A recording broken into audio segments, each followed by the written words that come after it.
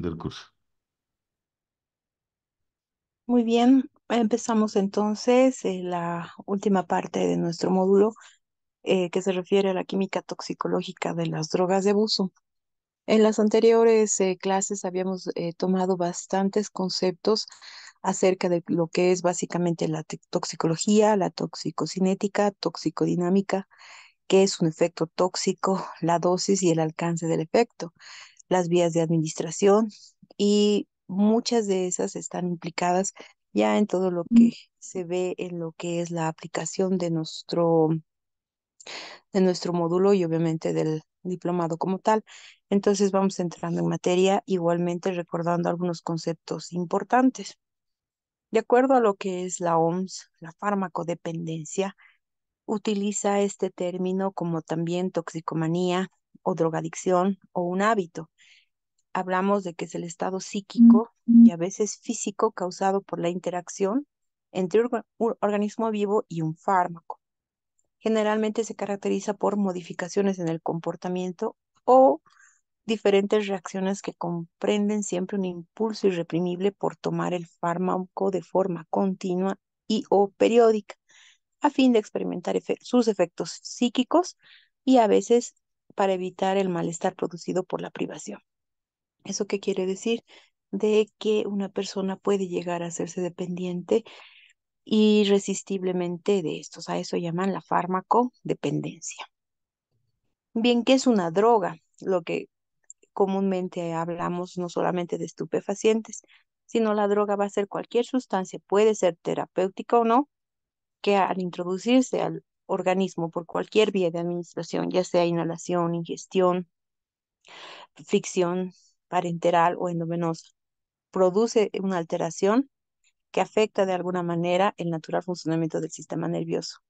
¿Eso qué quiere decir? Que puede crear dependencia ya sea psicológica, física o de ambas maneras, de acuerdo al tipo de sustancia, cuánta frecuencia del consumo, la dosis en todo caso, y la permanencia en el tiempo del mismo fármaco en el organismo.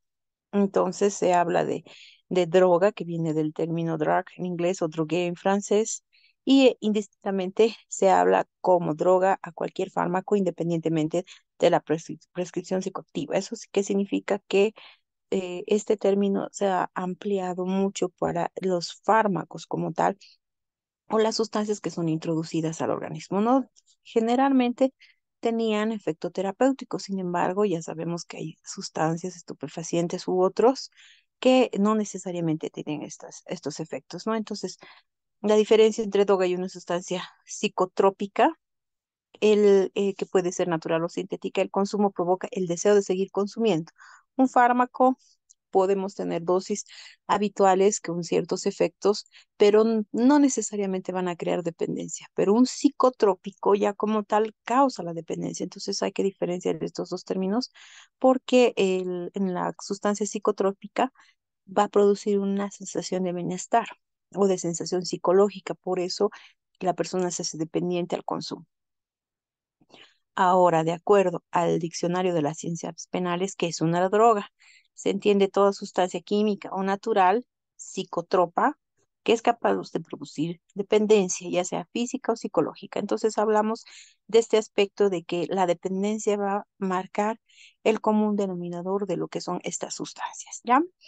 Entonces, se define ya la psicotropía como la sustancia que actúa sobre la función, el comportamiento, la como es experiencia psíquica o física con acción directa al sistema nervioso central. Este concepto es muy importante ya, dado que todos los efectos que produzca una interacción con el sistema nervioso central pueden ser ya psicolépticos, psicoanalépticos, psicodislépticos, provoquen disminución o aumento de las sensaciones en afectación directa con el sistema nervioso central, actúa como alterando la actividad psíquica, es una sustancia psicotrópica. Sí, eso directamente ya involucrado en lo que es la rama de las ciencias penales.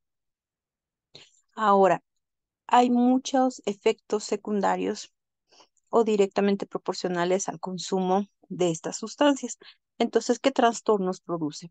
Uno de los trastornos más importantes es la dependencia. ¿Qué es la dependencia? Es un patrón prolongado que se habla de por lo menos 12 meses del consumo de estas sustancias y muchas veces provocan, obviamente la dependencia va a provocar dos síntomas muy comunes. Uno es la tolerancia y el otro es la abstinencia. ¿Qué es la tolerancia? Es la necesidad de aumentar las dosis para conseguir el mismo efecto, el efecto deseado, o la disminución del efecto cuando se mantiene la misma dosis. ¿Eso qué quiere decir? Si hablamos, por ejemplo, de fármacos, por ejemplo, un antibiótico, nosotros sabemos de que al incrementar las dosis sucesivas en días de acción, aumentamos los que manejan la parte de medicina, la concentración mínima inhibitoria, ¿no es cierto? Entonces, la dosificación va a aumentar progresivamente y la dosis y la concentración para eliminar al germen o al microorganismos, porque estamos hablando de un antibiótico en el ejemplo, vamos a alcanzar una concentración promedio en estado fisiológico para que elimine el germen, ¿no es cierto? En el caso de las sustancias psicotrópicas, si bien van a producir el efecto, por ejemplo, de adormecimiento o de analgésico, ¿no? Somnolencia, etcétera, muchas veces la misma dosis ya no va a causar el mismo efecto. ¿Eso qué quiere decir? Que hay que incrementar la dosis para tener el efecto deseado, deseado entre comillas, obviamente. Entonces, se hace una persona tolerante a la magnificación de las dosis de acuerdo a la ingesta o de las dosis sucesivas. Entonces, este fenómeno es muy recurrente en las sustancias psicotrópicas, ya que la dependencia hace que el canal y la concentración de la sustancia se vea alterada. ¿Y qué es la abstinencia? Que es lo contrario, son la aparición de síntomas físicos o psíquicos al dejar de consumir la sustancia. Si el organismo se ha adaptado a cierta concentración y a cierta estimulación, o como les decía, no efecto analgésico de ciertas sustancias, lo que sucede es de que cuando se le corta esta concentración, empiezan a producir ciertas alteraciones, las cuales los síndromes de abstinencia son los más peligrosos, dado que las personas se afectan psicológicamente y físicamente al no recibir las dosis que ya están acostumbrados, entre comillas, a utilizar, ¿no? Entonces, esto se produce por el consumo y durante el tiempo. No se olviden que el efecto tóxico es por dosis por tiempo, ¿no es cierto?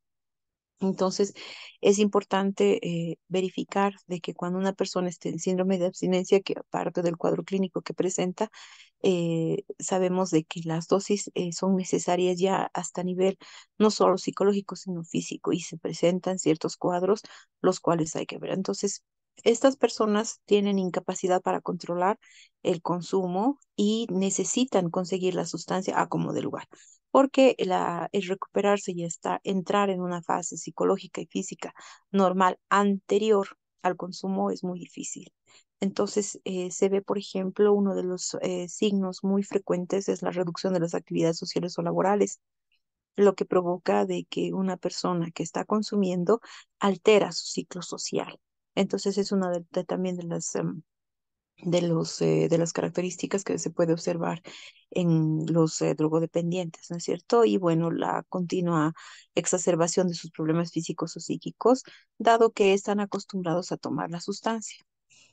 Y otro de los trastornos que ocasiona una drogodependencia o un abuso de sustancias, es el abuso de sustancias precisamente, ¿no? Como usan esporádicamente la sustancia de manera indeterminada y prolongada, inconscientemente, esta persona tiene un patrón de adaptación al uso de estas sustancias. Entonces ya le produce o perturbaciones o limitaciones de acuerdo al aspecto físico y psicológico. Entonces, lo que les mencionaba, ¿no es cierto? Una alteración de su ciclo social. De pronto, no asistir a reuniones sociales, al margen de abandonar el trabajo y o tener frecuentes faltas. Entonces, esto es muy complicado porque ahí se ven que las principales obligaciones del hogar, de la escuela, del trabajo ya se ven afectadas y también las relaciones humanas. Obviamente, físicamente se hace una persona peligrosa cuando ya hacen abuso de la sustancia y puede conllevar a problemas legales, dado que las sustancias psicotrópicas generalmente están prohibidas por ley precisamente por los efectos secundarios negativos que puede ocasionar a la persona que está, ¿no? Al individuo que está consumiendo. Entonces, no solamente conlleva los problemas sociales, interpersonales, sino también que exacerba la continua necesidad del uso de la sustancia. Es importante ver y diferenciar qué hace una dependencia y un abuso. La dependencia es que el cuadro continúa en el tiempo, ¿no es cierto? Dicen, ¿no? Que son patrones de que tienen de estos tres puntos que se ven en el cuadro, por lo menos tres deberían estar relacionados a una dependencia, ¿no? Un fenómeno de tolerancia, el fenómeno de abstinencia y que generalmente la persona hace consumo de bastantes, de cantidades mayores en periodos más prolongados. Obviamente, el querer abandonar la sustancia se constituye algo muy difícil, casi imposible reducir ni siquiera las cantidades. La renuncia de las actividades sociales, profesionales, etcétera, y el consumo continuado de la sustancia, pese a que ya tiene problemas físicos y psicológicos, persiste y hacen recaídas al seguir consumiendo la sustancia, ¿no? Entonces, generalmente todos estos cuadros, todos estos puntos se observan, ¿no? Cuando una persona es dependiente. Cuando ya una persona entra en abuso, generalmente hablamos de que es un consumidor de más de un año, más de 12 meses, hace de que directamente ya no tiene una progresión social estable. También el consumo ya lo hace una persona no solamente peligrosa, sino también de que puede haber caído en estados graves clínicos, los cuales le han empujado a ir a ambientes hospitalarios, obviamente los problemas legales que conlleva y los problemas sociales, ¿no? Entonces, si nunca una persona ha caído en la dependencia, muchas veces puede haber ya pasado al abuso. Entonces, se clasifica a las personas de acuerdo a los síndromes y en el estadio que podía estar en el uso y el consumo de las drogas. Entonces, el uso nocivo, sabemos de que todas estas sustancias psicoactivas producen daños a la salud. Sin embargo, cuando ya hay una afectación físico-mental, estamos hablando de un uso nocivo. Ya peligroso es cuando puede afectar peligrosamente su salud y su vida. Entonces, las consecuencias nocivas se exacerban y generalmente cuando ya una persona está en abuso, puede llegar a morir o tener excesos tales los cuales le impiden continuar una vida normal. Entonces, bueno, hablamos en este punto entre lo que es nocivo y peligroso a una intoxicación, que es lo que más nos interesa. Entonces, la intoxicación en lo que significan las drogas de abuso sucede cuando se administra una droga psicoactiva y altera el nivel de la conciencia, ¿no es cierto? Tanto cognitivo, perceptivo, afectivo y principalmente conductual. Todas estas perturbaciones que se relacionan con los efectos farmacológicos pueden resolverse con el tiempo. Sin embargo, los daños en los tejidos o en los físicamente y a nivel del sistema nervioso central pueden existir complicaciones y estas complicaciones pueden inducir no solamente los traumas, la broncoaspiración, el delirio y convulsiones que pueden conllevar a la muerte.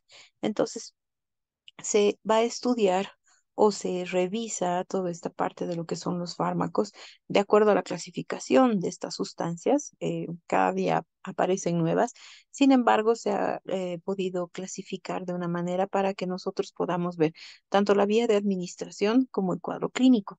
Entonces, si ustedes han revisado un poquito de lo que el material que se les ha mandado, las sustancias de abuso más frecuente, las más conocidas, están clasificadas como los opiáceos, la cocaína, las drogas de diseño síntesis, los cannabinoles, el LSD, psicodélicos, los inhalantes y el alcohol, mismos que vamos a tratar de una manera, empezando de lo que es la vía de administración, el cuadro clínico que presenta la tal intoxicación, que van a haber muchos factores comunes, y obviamente el cuadro de declive, que cuando ya la persona tiene una intoxicación grave puede llegar desde el coma hasta la muerte. Entonces, empecemos con los opioides. ¿Qué es un opioide? El término opioide se utiliza para varias sustancias naturales derivadas del opio. ¿sí? Y sus análogos o las sintetizaciones sintéticas que ellos tuvieron de los opioides, y hay muchas derivaciones y hay muchos fármacos que principalmente tienen un efecto analgésico, ¿sí? Es decir, que alivian el dolor. Por ejemplo, está el de más bajo rango, está la codeína, pero puede crear dependencia, ¿no? También la oxicodona y de las potencialmente más complicadas, la morfina y la hidromorfona, la metadona también, y el fentanilo, que el fentanilo se utiliza administrado generalmente para los pacientes con cáncer terminal en parches para aliviar el dolor crónico y o otras enfermedades que alivien el dolor, ¿no es cierto? Entonces, un derivado de opioide es la heroína. Sí, que por ejemplo, en Estados Unidos se ha restringido el uso porque las aplicaciones de tratamiento que se había utilizado analgésicas ya más potenciaban los delirios y provocaban la dependencia de estos individuos, por lo que se había prohibido el uso. Entonces, todo lo que significa abuso de opiáceos se ha determinado que es muy frecuente, dado que estos fármacos provocan dependencia. El que provoca dependencia ya de hecho, cualquier fármaco que ya puede ser comúnmente accesible y como les dan a estos pacientes con dolor crónico, muchas veces han creado síndromes no solamente de tolerancia, sino de abstinencia, con las consecuencias de llegar a intoxicaciones graves, ¿no? Entonces aquí hablamos un poco de la química de los opioides.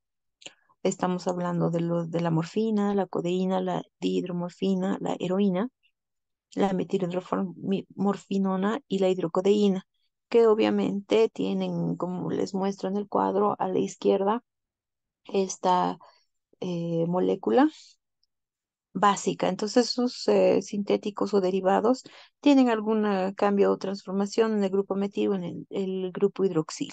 Entonces, estos son los opioides. ¿Qué síntomas te tiene en lo que es una intoxicación por opioides?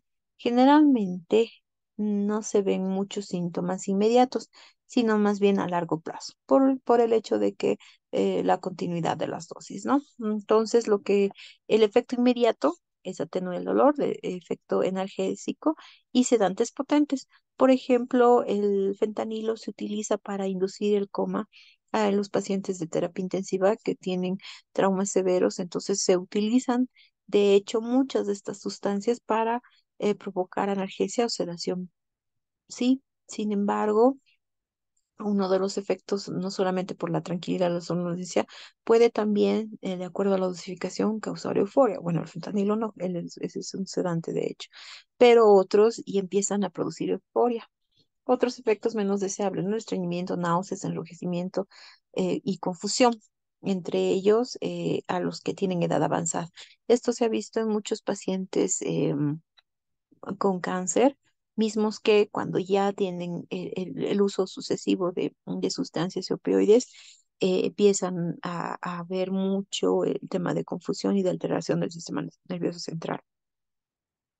Además de que muchas veces, por ejemplo, la meperidina, al ser metabolizada en lo que es la farmacocinética, el mismo organismo en el síndrome de tolerancia al aumentar las dosis puede producir hasta convulsiones. Entonces es complicado ver de que estos opioides al aumentar las dosificaciones pueden llegar a un síndrome serotoninérgico, que quiere decir la confusión, temblores, espasmos voluntarios, agitación, sudoración excesiva y el aumento de la temperatura corporal. En este tema de la temperatura corporal vamos a ver que hay una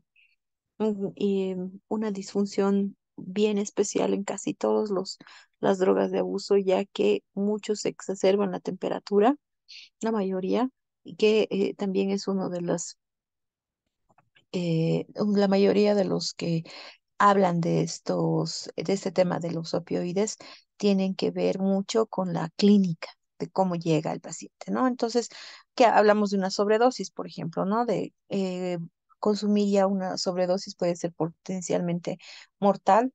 ha habido muchos casos, no solamente de personas con cáncer, sino personas que han empezado a tomar por distintos dolores, un síndrome doloroso, por ejemplo, de túnel carpiano, o daban normalmente este tipo de analgésicos. Entonces la persona ha empezado a ser dependiente y obviamente aumentar las dosificaciones. Entonces, lo que pasa es que la respiración puede volverse peligrosamente lenta y superficial y puede llenarse de líquido, la presión arterial y la frecuencia cardíaca, como la temperatura, cuando ya está en una sobredosis, puede disminuir, una contracción de pupilas. Ese es un signo muy característico de los opioides y con el tiempo la persona puede perder el conocimiento y fallecer, que ha pasado muy comúnmente.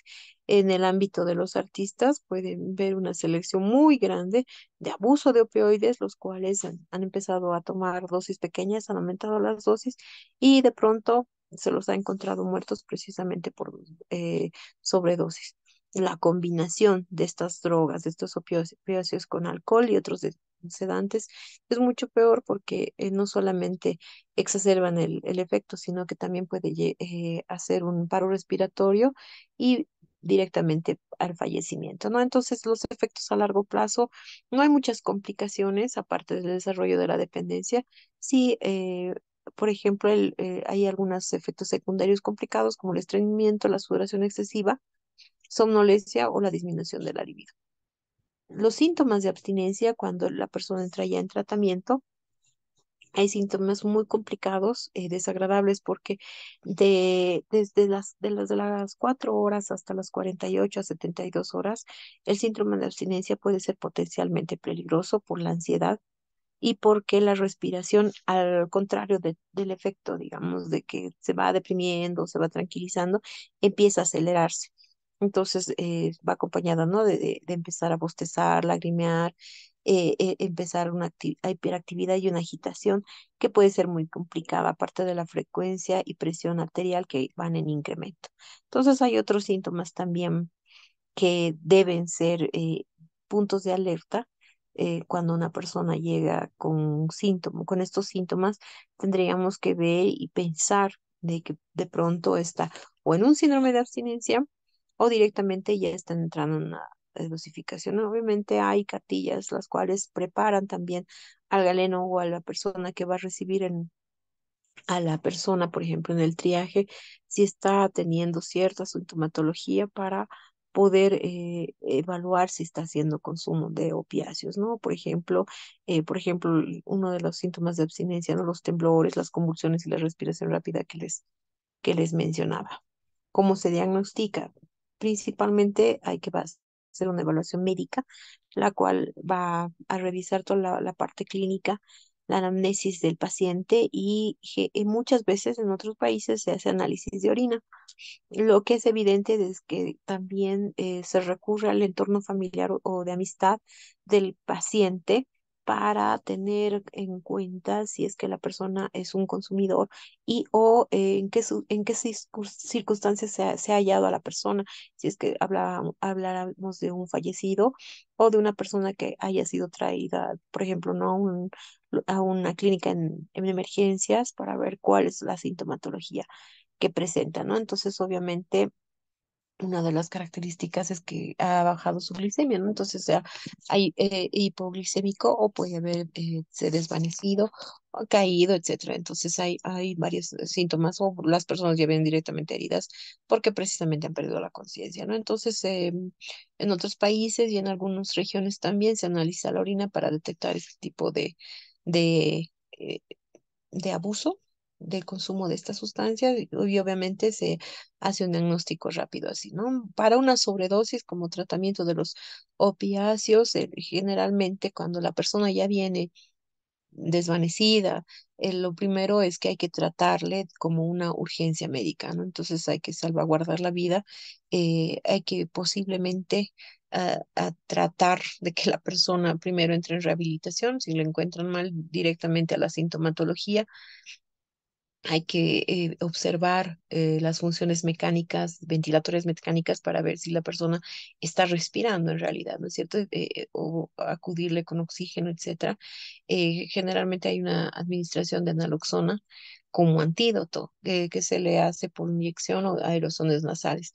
Pero esto muchas veces en los lugares de emergencia no se tiene la prevención de acudir directamente a eso, no le hacen todo. Lo importante es mantener la persona con vida y evaluar la situación psicológica y física en la cual está el paciente. La desintoxicación no es muy complicada, sin embargo, también es necesario de que la persona entre en conciencia, como todos los consumidores, de que tienen un problema. Entonces, las estrategias de desintoxicación, primero hay que evaluar los efectos secundarios y acudir, por ejemplo, a la disminución de la presión arterial. No se olviden de que la abstinencia empieza, ¿no es cierto? Una presión arterial y una respiración agitada. Entonces hay que estabilizar al paciente o evitar su somnolencia, porque también, dependiendo del grado de intoxicación que está, hay que acudir a lo que es el salvaguardar la vida y tratar el síntoma. Entonces es importante de que se tenga en cuenta estos puntos, ¿no? Aquí menciono algunas etapas de desintoxicación y la rehabilitación para evitar una una nueva intoxicación del paciente, porque no se olviden que si estamos hablando de una persona que hace abuso ya de las sustancias, seguramente va a volver a caer, ¿no? Entonces es ver si, por ejemplo, se van a reducir las dosis, porque muchas veces el síndrome de abstinencia es mucho peor que tener a la persona en tolerancia. Entonces, de pronto se hace un feedback de concentraciones. De pronto, si ya tenía concentraciones muy altas, ir bajando gradualmente. Hay algunas otras sustancias antagonistas, entonces la rehabilitación especial o los programas de rehabilitación están comprendidos no solamente a la evaluación del paciente, sino también hacer estudios psicológicos tales cuales puedan evitar que la persona a un mediano o largo plazo deje de hacer el consumo habitual de estas sustancias. Sí, en el caso de lo que es ya el apoyo psicológico y físico que debe hacerse al apoyo al paciente o al individuo que es consumidor, hablamos de grupos de apoyo, hablamos también de tratamientos psicológicos, dado que ya se ha establecido de que hay ciertos fenómenos más que todo psicológicos que hay que abordar. Muchas personas acuden a estas sustancias no solamente por el dolor, sino también por la depresión o por otro tipo de problemática que les ha inducido a ser consumidores habituales. Entonces, mucho de la rehabilitación constituye no solamente el entorno familiar y el social, los amigos, las amistades, la familia, sino procurar también el bienestar del paciente. Bien, hablamos de la cocaína. En nuestro medio está muy difundido la frase, no, coca no es cocaína. Sin embargo, como es un agente precursor y es el extracto de la coca, ha sido satanizada como tal. Nosotros no podemos liberar, pienso, una opinión muy personal, liberar responsabilidades, el producir coca, porque el consumo que nosotros hacemos tradicional, y digo nosotros porque nuestro pueblo es muy arraigado en el tema tradicionalista del consumo de la hoja de coca, ya sea para fines medicinales, por usos y costumbres que obligan a la tradición del pueblo, principalmente aymara. Esto se ha derivado ya obviamente en el alcaloide, que bien lo conocen, ahí está la fórmula de la cocaína, y el consumo y obviamente la degeneración que ocurre tras el consumo hace de que sea latente el problema del precursor. Bien, entonces la cocaína, hablamos que es un estimulante, ¿sí? Entonces aumenta el estado de alerta y provoca euforia. Y la persona se siente feliz, con mucha energía, en estados eufóricos, los cuales hacen de que el consumo sea progresivo. Las dosis elevadas pueden causar, sí, trastornos graves, como ataques cardíacos o a veces, ¿no? Accidentes cerebrovasculares. Dependiendo la vía de administración, es interesante ver que si bien tiene efectos mucho más complejos, también hay que evaluar la vía de administración. La puede ser inhalada, como lo que llaman, ¿no? Esnifarse, puede inyectarse o también puede ser calentada y esnifar o oler los vapores, ¿no es cierto? Entonces, de acuerdo a la composición Y la vía de administración han recibido bastantes nombres. Hay derivados de lo que es la cocaína y cómo el precursor es no solamente preparado, sino cómo es administrado, cómo el individuo hace que ingrese, ¿no es cierto? La vía más común es el absorber por nariz, ¿no? Lo que llaman esnifarse. Por ejemplo, el crack, que es la combinación del bicarbonato sódico, al hacerlo hervir, este crack ya se lo inyecta y tiene otro tipo de evolución y que es toxicodinámica en el individuo, por lo que hay que ver qué tipo de cocaína y qué sustancia está inhalando o se está administrando, etcétera, etcétera, ¿no? Entonces, son efectos mucho más rápidos, por ejemplo, la inyección de crack, que también muchos hacen que la inhalación o también la fuman. Entonces, la cocaína ha recibido muchos modos de ingesta, de administración, por lo que es importante ver todo esto, ¿no? Entonces, aquí hay una serie de efectos inmediatos, lo que les mencionaba, ¿no es cierto? La alerta extrema, la euforia y la intensa energía que cree tener la persona en ese momento, ¿no? Las sensaciones de estos consumidores, de acuerdo a si se la ha inyectado, la ha fumado o la ha absorbido, se difieren de 15 a 30 minutos. Entonces, las concentraciones elevadas ocasionen luego de este periodo de euforia, hacen un bajón muy severo y necesita la persona dormir.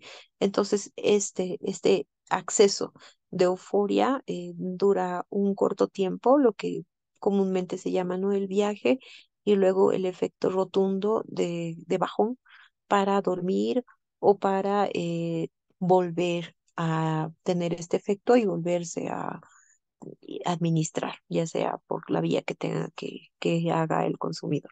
Entonces, ¿qué es las dos sobredosis? Hablamos de generalmente la persona ya tiene alteraciones de juicio y hay un nerviosismo extremo, porque estos ciclos de euforia y los bajones, ese es el momento en el cual la persona vuelve a querer tener la sensación de euforia y vuelve a incidir en una dosificación nueva. Entonces, esto puede causar ya en extremos el insomnio, alucinaciones severas, delirios y las conductas violentas. Uno de los detalles más complejos del cocainómano, que se le llama al consumidor habitual de cocaína, es de que necesita consumir habitualmente y puede llegar a robar o matar para conseguir la sustancia. Entonces es muy complicada la persona que ya está en drogodependencia y o abuso de esta sustancia, por lo cual es importante ver cuáles son la sintomatología que presenta. Por ejemplo, también la sudoración profusa, la dilatación de las pupilas y la hipertermia, que es uno de los síntomas muy común en el uso y abuso de las sustancias, ¿no? Entonces, lo que muchas veces la cocaína estrecha los vasos sanguíneos y puede ocasionar un dolor torácico, y a veces los ataques cardíacos, principalmente los deportistas que hacen consumo, es que les dé inmediatamente una muerte súbita. Lo que pasa es que como está en el acceso de euforia, empieza a latir más fuerte el corazón y de pronto empieza ya un síncope y la persona puede fallecer, ¿no? Entonces, a las consecuencias a largo plazo, una insuficiencia renal, igualmente los AVCs, los problemas pulmonares, la dificultad respiratoria y muchas veces la presencia de sangre en la tos. Muchos llaman el pulmón con crack. Esos son los que aspiran los vapores del efecto de hervir el crack, ¿no? Los efectos a largo plazo, hablamos de que hay el septum del cocainómano.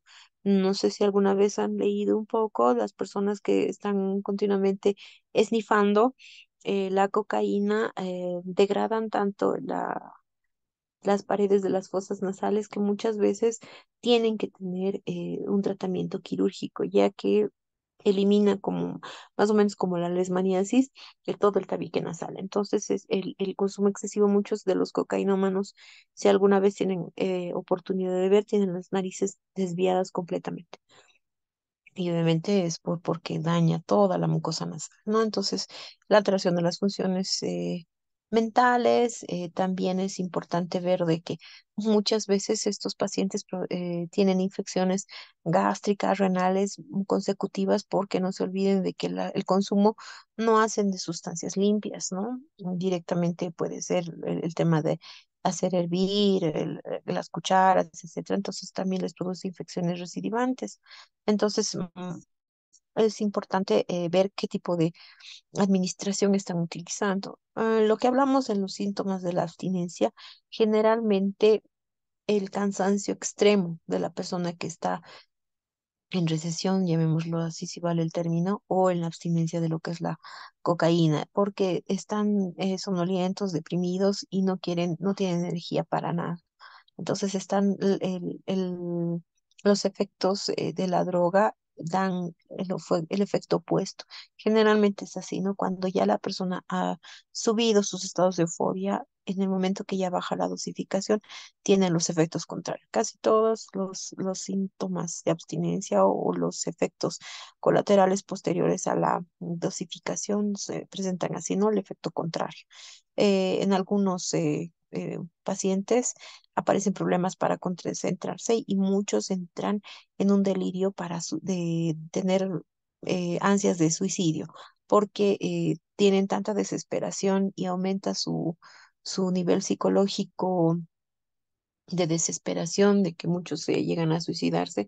Por eso es importante hacer un control adecuado de las personas que están en tratamiento y rehabilitación. Para el diagnóstico se hace una evaluación médica, generalmente un análisis de orina y o sangre, los cuales pueden estar determinados del tipo de laboratorio que ustedes pueden analizar, generalmente es de orina, y obviamente la sintomatología, el septum nasal, el tema de la administración en brazos. Muchos pacientes también no solamente se administran en el brazo, también en el estómago, etcétera, etcétera. Hay que ver el tema de la vía de administración. Entonces, generalmente se hace muestras de orina para el análisis esto ya lo van a ver en la parte clínica. El tratamiento de una persona con intoxicación es lo propio. Hay que actuar de emergencia tratando la sintomatología, ¿no? Si la persona está con una reacción fuerte, eufórica, que hay que darle un sedante, ¿no es cierto? Generalmente usan benzodiazepinas, pero si está en estado ya de hipertensión, algunos hipertensivos, ¿no? Entonces la hipertermia también debería tratarse con técnicas de enfriamiento. Cuando ya llegan pacientes así súper febriles e histéricos, si bien están en estado eufóricos, también pueden ir sumamente deprimidos. Pero hay que tratar especialmente a estos pacientes a la sintomatología, a eso va enfocado, ¿no? Entonces la desintoxicación y la rehabilitación está enfocado en que el paciente tiene que estar monitoreado constantemente. Lo que hablábamos en el síndrome de abstinencia, los accesos y las ansias de suicidio que tiene este paciente tienen que ser controlados. El efecto psicológico y el tratamiento debe ser también controlado y obviamente los trastornos mentales o físicos también deben estar tratados ya muchas veces con fármacos. El tema de la depresión es uno de los síntomas más agresivos que tiene un cocainómano, por lo que muchas veces se recurre a farmacoterapia adecuada para evitar estos cuadros depresivos. Bien, hablamos ahora de los que son los cannabinoles. El término cannabinol viene de la tetrahidrocannabinol, que es el ingrediente principal de los cannabinoles, que es el principio activo de la marihuana. Entonces, estos cannabinoides pueden ser de manera natural o también de manera sintética. Entonces, generalmente el vegetal seco es el que se fuma o se inhala.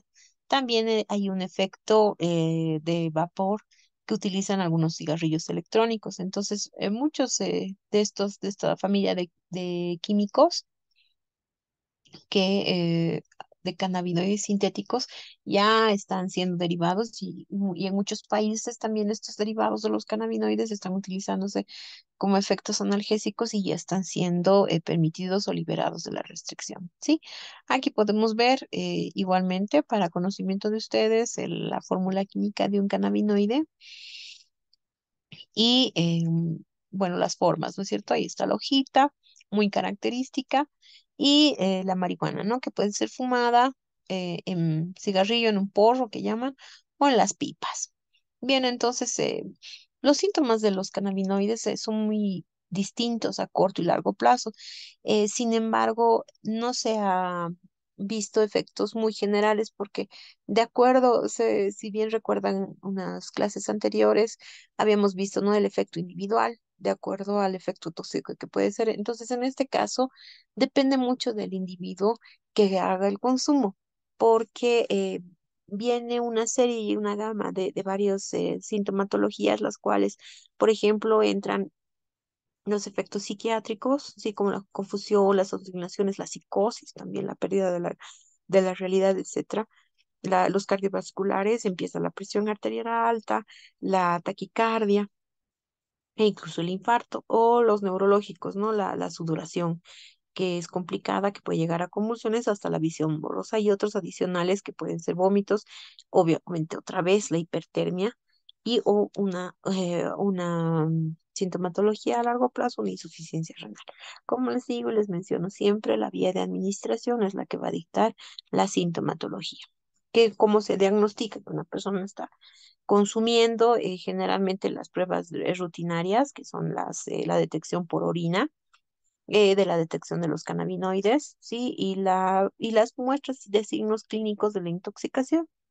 Ahora también hay muchos análisis renales que pueden incluir, perdón, análisis de sangre que pueden incluir la funcionalidad renal y los electrolitos, porque hay una disminución de la concentración de ciertos de los electrolitos y obviamente una insuficiencia renal que puede ser a largo plazo, ¿no? Entonces, muchas veces hay que ver si ha producido también mioglobina, porque ya hay ruptura muscular.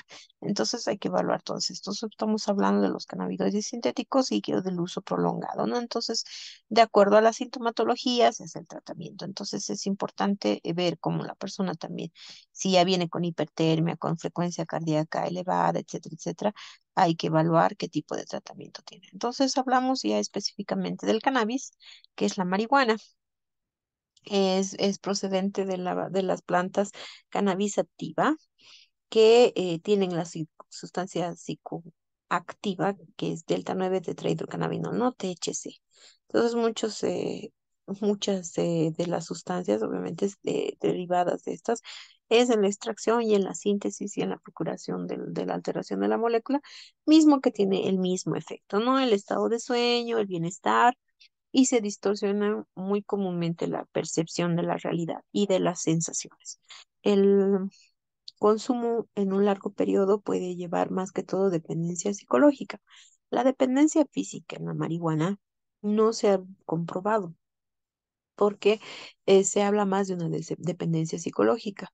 Supuestamente en los estudios que ya se han hecho, que se ha revisado el tema de la marihuana, puede dejarse en cualquier momento. Eso es lo que hablan, ¿no es cierto? Porque los efectos de tolerancia y de abstinencia no se han visto tan recurrentemente, pero sí en estados psicológicos, ya que la sintomatología del uso, del dejar de consumir, no produce muchas consecuencias, ¿no? Entonces, como se detecta por la orina y el tratamiento, más que todo, por eso está enfocado a que sea psicoterapéutico, porque a la persona que hace un consumo habitual y progresivo tiene que hacerse un tratamiento psicoterapéutico, mismo que está enfocado en alejar a la persona no solamente del consumo, sino también el hallar el por qué está haciendo el consumo. Y eso es muy complicado de realizar, ¿no es cierto? La marihuana generalmente se fuma, está muy extendida en ciertos círculos sociales. También podemos hallar lo que se llama el hachís, que el hachís es la resina de la planta, es que es la sustancia que arroja después de, o todavía cuando está fresca. Entonces, muchas veces el hachís que llaman, ¿no es cierto? No solamente es la hojita, sino es esta resina que arroja y que también tiene ciertos efectos, ¿no? Entonces, ha habido mucha controversia en lo que es la legalización del consumo de la marihuana, ya que los efectos analgésicos o para la depresión son muy discutibles en varios países. Entonces, por ejemplo, en nuestro país todavía el uso, el consumo y la tenencia de estas sustancias de la misma planta o de las hojas todavía es ilegal. Entonces, en otros países, inclusive hay los aceites, las extracciones de la planta mismas que se utilizan a modo de gotero en ciertos pacientes que tienen dolores crónicos y que obviamente ya ha salvaguardado todos los pasos de ilegalidad para que la persona pueda tener un consumo sano. Como les digo, es muy discutible. Eso ya viene un trasfondo ya más, no solamente legal, sino en lo que es el tratamiento psicoterapéutico, dado que muchas veces de las sustancias, si no va a producir el fenómeno de tolerancia abstinencia, va a producir un efecto positivo en algunas personas, en ciertos grupos de personas. Por eso es muy discutible, ¿no? Entonces, hay muchas personas que sí pueden llegar a tener una dependencia y otros que tener como un uso social, pero que no les va a causar más dependencia, ¿no? Entonces, que ocasiona una actividad cerebral deprimida, ¿sí? Entonces se produce un estado de sueño y que lo que llaman, ¿no? Es un efecto psicodélico que distorsiona la realidad y la percepción de los sentidos.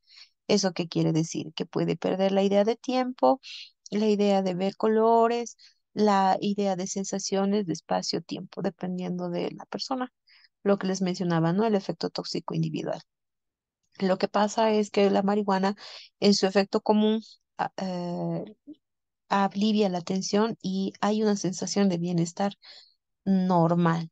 Muchas veces las personas que refieren haber consumido marihuana están tranquilas y han olvidado por qué están deprimidas, ¿no? Entonces lo utilizan como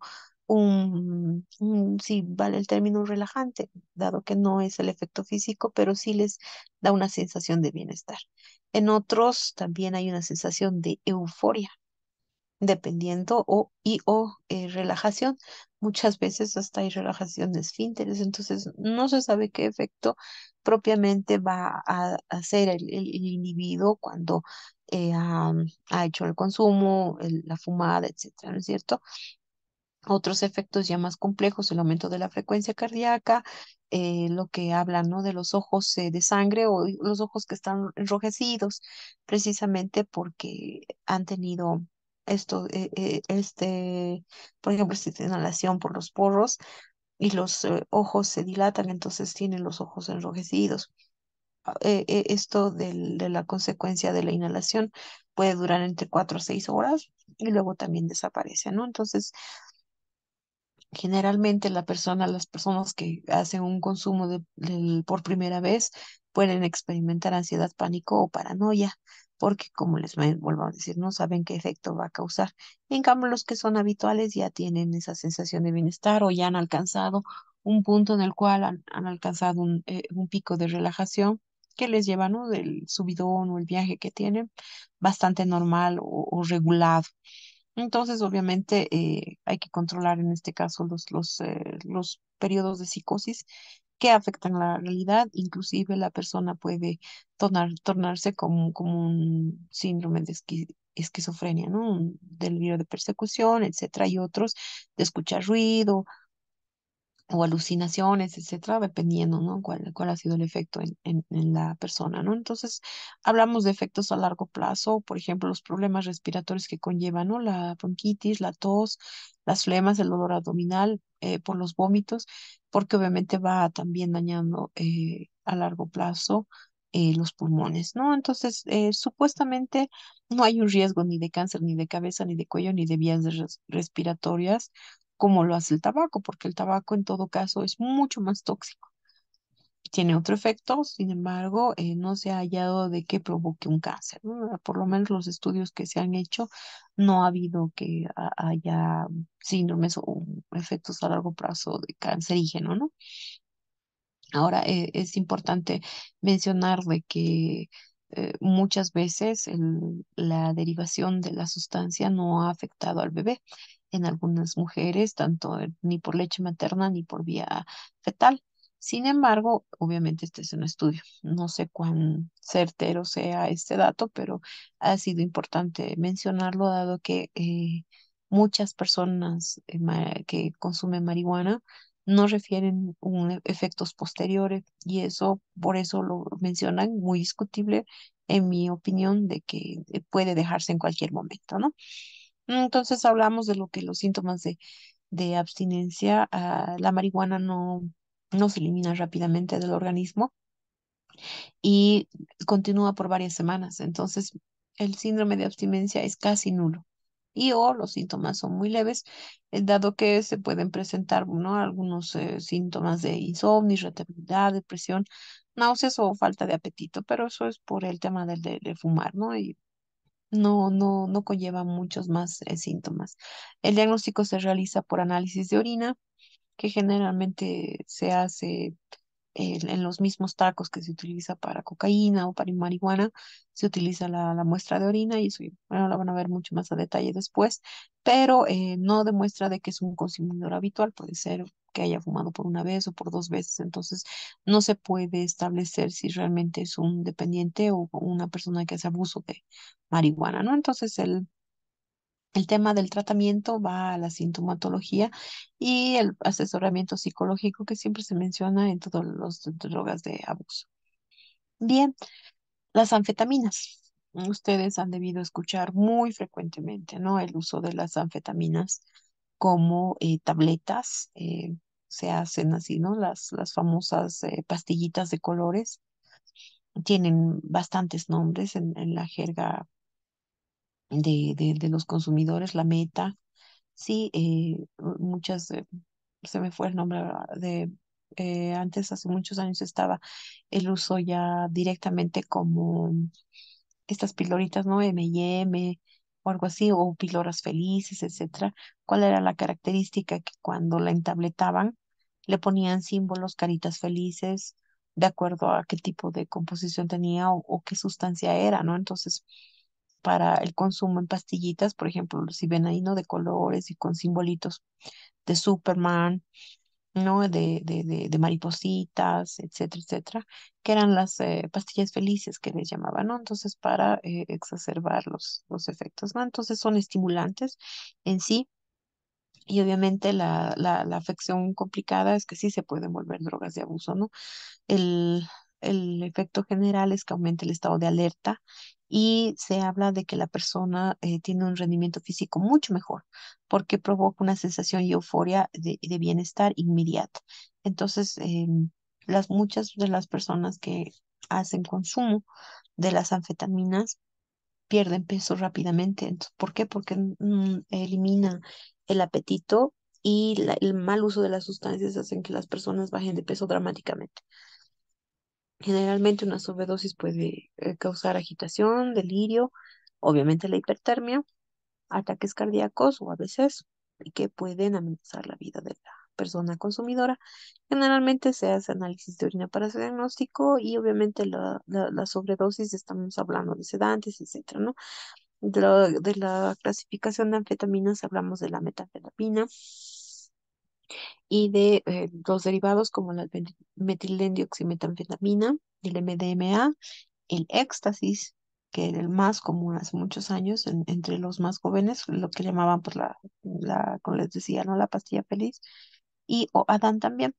Hay otros derivados que ya son más nuevos, que seguramente ustedes han debido escuchar, pero son la base de anfetaminas. Entonces, hablamos de que estas anfetaminas generalmente la vía de administración es oral.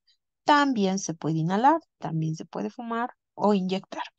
Sí, entonces el tratamiento de estas anfetaminas es un poco complicado de tratar porque generalmente las personas que empiezan estados de euforia complicados son difíciles de tratar porque no saben cuál va a ser la reacción posterior al consumo. Entonces, muchas anfetaminas han sido diagnosticadas, entre comillas, obviamente no un médico, o han sido eh,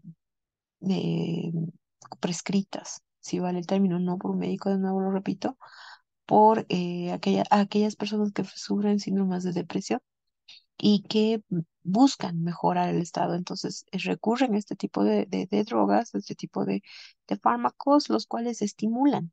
sus sentidos. Entonces se creen superpoderosos o están felices y dejan de lado el tema del cuadro depresivo. Entonces, también el sentirse con mucha energía, hay rubros, por ejemplo, los deportistas que utilizan este tipo de drogas para estimular y sentirse mucho más capaces de realizar otro tipo de proezas, ¿no?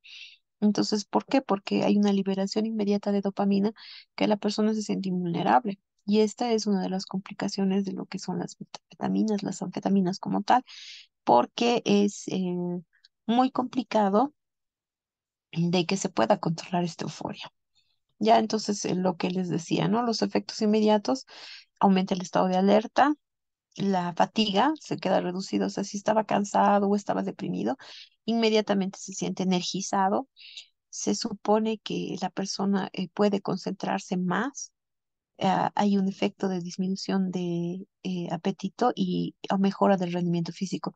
Por eso es complicado el consumo de anfetaminas en los deportistas, porque exacerba su energía. Sin embargo, esta sensación de bienestar, de euforia, la desinhibición que tienen estas personas, empiezan a uno dilatar los ojos y la sudoración excesiva, que son sintomatología que debe observarse en una persona que está con este cuadro o con estos síntomas de riesgo, ya que puede ser que está bajo los efectos de este tipo de fármacos.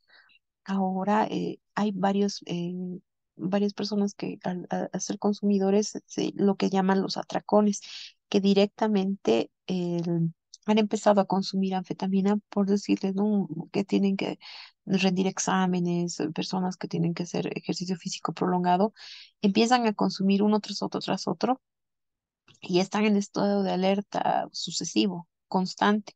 Sin embargo, en el bajón o en la caída, el agotamiento extremo y la necesidad de dormir es imperiosa, porque no se olviden de que si han hecho 10.000 actividades en ese momento y se han sentido súper capaces porque están estimulados por la sustancia, inmediatamente el feedback va a ser negativo para el mismo organismo, ¿ya? Entonces, una sobredosis, hablamos de una hipertensión, una taquicardia, mismos que pueden estar tan exacerbados que pueden poner en peligro la vida. Entonces, muchos de estos consumidores habituales pueden volverse paranoicos y violentos.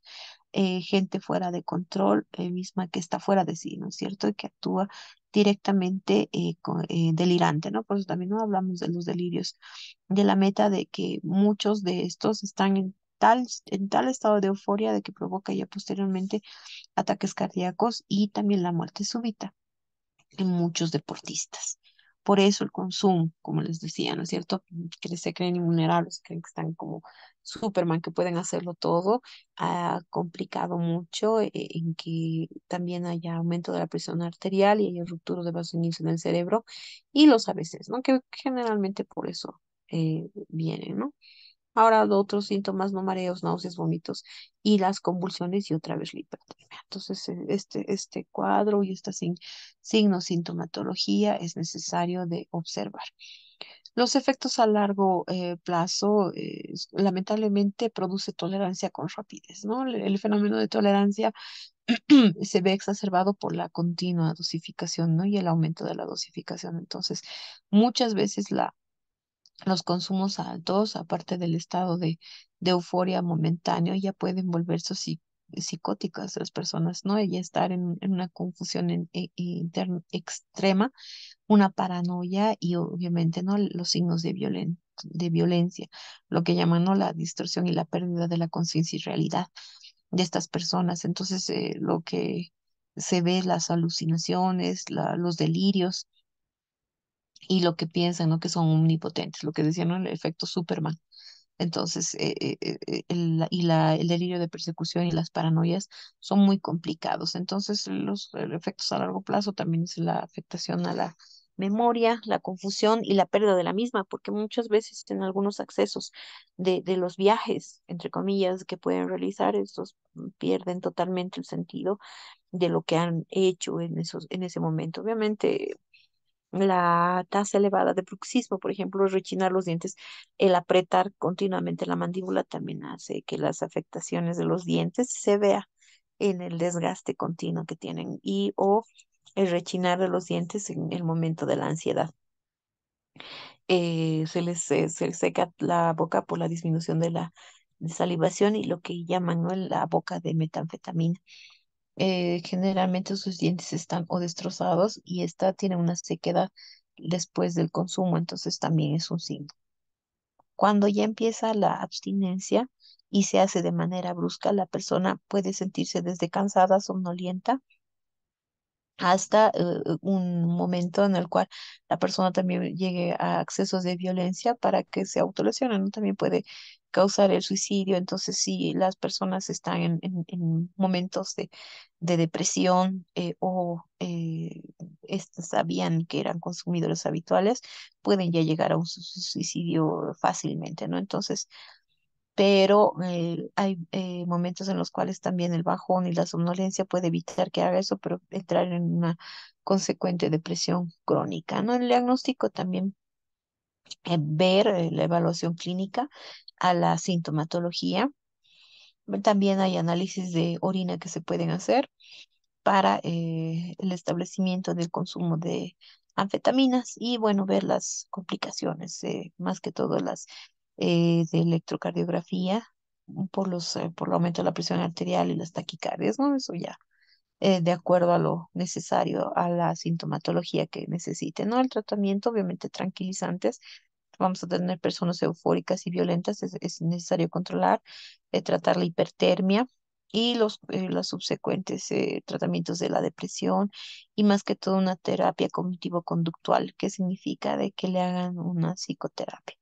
Sabemos que estas personas tienen problemas no solamente de autoestima, sino también de progresión del uso por sentirse, como les digo, ¿no?, superpoderosos, omnipotentes. Entonces, en el decaimiento es necesario también hacer el tema del tratamiento. Hay varios fármacos, los cuales se utilizan ya de hecho para tratar a estos pacientes. Es necesario que muchos de los que sean consumidores habituales sean monitorizados y o hospitalizados, porque la secuencia y la ansiedad de suicidio se ve exacerbada. Entonces, el paciente que es consumidor de anfetaminas es muy complejo de ver y de tratar.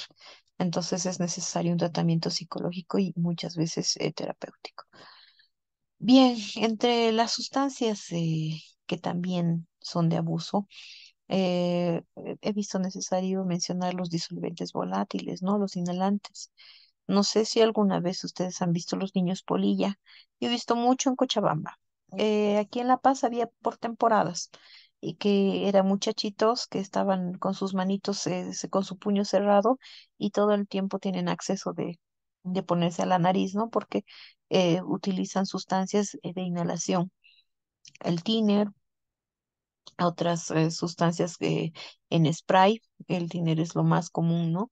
Y este pegamento, ah, que utilizan frecuentemente, se me ha ido, pero bueno, que lo compran muy fácilmente y empiezan a hacer inhalación, ¿no? Entonces, generalmente hablamos de disolventes volátiles, ¿no? Entonces son vapores que van a intoxicar y dañar el sistema nervioso a largo plazo, evidentemente. Sin embargo, todos estos disolventes químicos, que generalmente son volátiles, hablamos de pegamentos de la clefa, que se me veía en ese momento, ¿no? Los chicos cleferos. La clefa es muy fácil de acceder, muy barato, etcétera. Entonces, estos productos, el tiner, la clefa, pueden ser racionados en pequeñas bolsitas o en pequeños frasquitos, y se ha visto un fenómeno en el cual muchos niños y adolescentes se han vuelto consumidores. Entonces, ¿qué es lo que hacen? En una pequeña bolsita plástica, los muelen, lo cuartean, como les mencionaba, y empiezan a aspirar de vez en vez. Y si es una bolsita, la resoplan para que vuelva a evaporarse mucho más, y lo que hacen es aspirarlo por la nariz o la boca también. Entonces, todas estas sustancias comunes son las cuales contienen estos disolventes volátiles que pueden a dañar, obviamente, el sistema nervioso central, pero que son de fácil acceso, que esa es una de las condiciones, ¿no? De la inhalación de estas sustancias. Entonces, en este momento, no sé, de los efectos inmediatos en el momento de la inhalación, Lo que pasa es que la persona como tal, o el niño, el adolescente que está inhalando, experimenta mareo y somnolencia. Muchas veces hablaban en algunos estudios que se han hecho a nivel psicológico, era para evitar el hambre, porque mientras estaba en este sopor y somnolencia no provocaba el apetito. Entonces las personas empiezan a estar como volando, tener somnolencia, arrastran las palabras y ya vemos que están en un estado de confusión. Sí, entonces muchas veces la marcha de ellos es inestable, están como errantes y muchas veces ya cuando empieza a disminuir el efecto, empiezan a mostrarse más impulsivos e irritables, muchas veces violentos. Entonces es importante mencionar de que este efecto tanto del sopor, de la somnolencia que causa, puede volver a estos niños más violentos porque las dosis sucesivas luego afectan la realidad y la percepción. Entonces pueden empezar a tener alucinaciones y delirios. Entonces, empiezan con etapas de euforia y luego de la somnolencia, ¿no? Entonces son picos, los cuales están comúnmente determinados de acuerdo a las concentraciones que hayan consumido y los cortos periodos de sueño que tienen, ¿no? Tienen accesos de ya dejarse llevar por la somnolencia, dormir un momento y otra vez, ¿no? Los delirios, la confusión, los cambios de humor son muy frecuentes y la intoxicación es fácilmente, se resuelve fácilmente porque se puede ver la sintomatología de intoxicación en minutos y resolverse también en horas de acuerdo a a la concentración que hayan tenido de la inhalación, ¿no? Entonces, estos disolventes, la compleja situación a la que conllevan es de que al ser aspirados se metabolizan por efecto del oxígeno en otras sustancias más complicadas y estas sí pueden ser sustancias tóxicas, ¿no? Lo que se menciona en el ejemplo, por ejemplo, el cloruro de metileno, que es un disolvente de pintura del thinner, se convierte en monóxido de carbono ya al ingresar al cuerpo. Entonces, ustedes saben que puede provocar una intoxicación de monóxido de carbono. Entonces, va desde la somnolencia y puede producir un paro respiratorio. Entonces, eh, eh, es una intoxicación secundaria. No es una intoxicación directa, ¿sí? Entonces, de acuerdo obviamente a cuánta haya sido inhalado. Entonces, generalmente debe evaluarse, ¿no? Con cuál ha sido la concentración. Muchas veces en la primera inhalación directamente ya hay una depresión del sistema nervioso central, un paro respiratorio y la muerte, porque el ritmo cardíaco también provocar una arritmia y deprimir el sistema respiratorio y morir de la primera inhalación, ¿no? Obviamente dependiendo qué sustancia, por el efecto del metabolismo que ha tenido. Ahora, los efectos a largo plazo, hablamos de una lesión cerebral, de la afectación de los nervios periféricos, daños al corazón y a los riñones, al hígado y a los pulmones. También puede ocasionar una anemia y una posible leucemia. La irritación de boca, mucosas de nariz, hablamos de eczemas, todo el enrojecimiento, la inflamación en todo el área nasal y palpebral puede verse continuamente. Entonces, eso son signos y sintomatología común de los niños, estos inhaladores, ¿no? Ahora hay cierta tolerancia a lo que es el efecto de la inhalación de disolvente, pero más se habla de un efecto de dependencia psicológica en lo que es la abstinencia como tal. Entonces, hay una desesperación o una necesidad de continuar consumiendo. Entonces, la dependencia se hace física, o perdón, psicológica, no física. En este caso, ya, entonces lo que para el diagnóstico deberíamos evaluar médicamente a estos pacientes, ver si tienen antecedentes de exposición a solventes. Puede ser también un tema laboral en alguno de las situaciones de absorción de estas sustancias. Sin embargo, en el caso, ¿no? de estos adolescentes o de estos niños que algunas veces he escuchado que los nombraban, ¿no? Los polillas, por el tema, ¿no? de que están en constante inhalación. Es necesario que se haga pruebas de la afectación de la clínica del paciente y otras pruebas rutinarias, ¿no? Para detectar disolventes volátiles. Es un poco complicado, debería hacerse estudios de resonancia o HPLC, pero un poco más complejo de realizar el diagnóstico ya de tipo laboratorial y o científico, ¿no? Entonces el tratamiento es el daño a la sintomatología, al daño al organismo, al momento en el cual se presenta el paciente. Obviamente deberíamos tener un tratamiento a estos niños y adolescentes de rehabilitación y reinserción social, o no solamente para evaluar psicológicamente, sino físicamente para devolverlos a la sociedad y que puedan tener una rehabilitación. Se habla de que la tasa de porcentaje de recuperación es exitosa en el caso de este uso de inhalantes, ya que son temporadas y tiempos que estas personas no se vuelven dependientes físicos, solo psicológicos. Entonces, el tratamiento del abuso y de contrarrestar el consumo de estas sustancias generalmente es positivo, ¿no? Entonces, es importante ver que el paciente, si bien va a ir en un estado de tratamiento para evitar hay que evitar las recaídas de estos, ¿no? Entonces, el tratamiento psicológico es importante, la asesoría de la familia, del entorno y o otros tratamientos que puedan conllevar el, la reparación y la inserción social del entorno familiar. También hay que hacer un estudio, ¿no? Se hizo muchas veces la captura, entre comillas, de estos chicos, de estos niños que eran consumidores, estos niños polilla, y ha habido gran éxito en la recuperación de sus funciones físicas y psicológicas. Sin embargo, es con mucha paciencia porque muchos de ellos son inadaptados o no tienen familias o vienen de familias destruidas por otro tipo de temas ya más complejos, ¿no? Entonces, que la reparación social y del entorno familiar y de amistades, de la limitación social también hay que procurar, ¿no?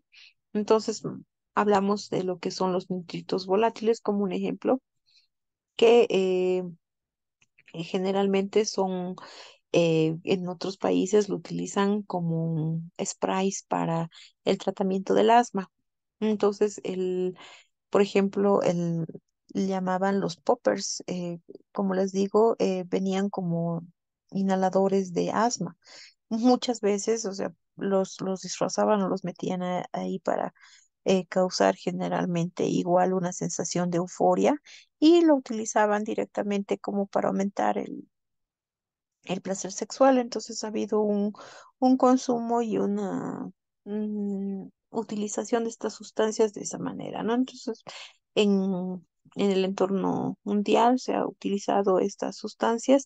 Sin embargo, la consecuencia complicada de, por ejemplo, utilizar este tipo de inhaladores, más el sildenafil, ¿no? Que el Viagra hacía que la persona se desvanezca, le dé un infarto y obviamente fallezca. Entonces, muchas veces estos inhaladores que aumentaban, ¿no? El placer sexual o el estado de euforia, fueron combinando de mala manera. Eso vamos a ver ya después del cruce, ¿no? Es de una de las preguntas que salió era, ¿no? De que cómo se combinaba, ¿no? La combinación de las sustancias conlleva ya directamente a la exacerbación de la sintomatología. Pero bueno, uno también de los nitritos volátiles utilizados muy comúnmente es el óxido nitroso, que llamamos el gas de la risa. Se lo emplea como anestésico. En algunos países lo utiliza en vez de hacer inyecciones de anestésicos localmente, directamente les pone el óxido nitroso para igualmente, ¿no? No solamente es el tema de la risa, sino el efecto anestésico. Directamente anestesiando el área local para que puedan tener el efecto y obviamente el tratamiento odontológico, ¿no es cierto? Entonces ya se tenían estos gases enlatados por eso, ¿no? Obviamente las personas experimentan con muchas cosas para exacerbar sus sensaciones, entonces uno de estas, por ejemplo, son los nitritos, ¿no? La sensación de euforia y el estado de agradable con una posterior somnolencia es un efecto deseado, entre comillas, ¿no? Del uso de estos. Bien, otra de las sustancias que vamos a mencionar, el LSD, sí, que son los alucinógenos, que provienen de los hongos, se los prepara en tabletas o en papelitos. Y aquí vemos, ¿no? La composición química de los mismos, ¿no? El LSD tiene efectos de alucinógenos y son fármacos que lo que hacen es alterar la percepción de las personas.